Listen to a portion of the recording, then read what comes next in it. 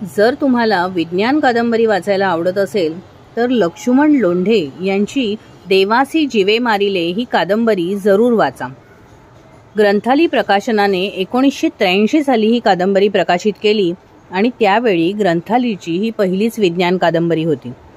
भारतीय शास्त्रज्ञ वाचस्पती यांना अचानक मिळालेल्या एका गूढ संदेशाने वादळ उडवून दिले होते. तो संदेश धाडता धाडता परग्रहावरील यान झपाट्याने पृथ्वीच्या दिशेने येत होते. तो संकटाचा इशारा होता की देवाचा आशीर्वाद होता?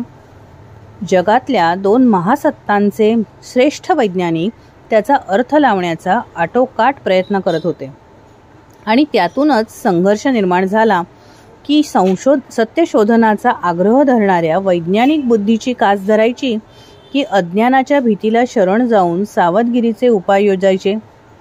परग्रहावरील अतिप्रगत संस्कृतीशी साधला जाणारा माणसाचा हा पहिलाच संपर्क होता. पृथ्वीवरही या घटनेचे परिणाम सर्व क्षेत्रात क्रांतिकारक ठरण्याची शक्यता होती. म्हणजे प्रश्न केवळ वैज्ञानिक संशोधनाचा, निरीक्षणाचा नव्हता. या यानाचे स्वागत कसे करायचे हा पृथ्वीवरील अखिल मानवजातीच्या वतीने घ्यायचा एक सामाजिक, राजकीय निर्णय होता.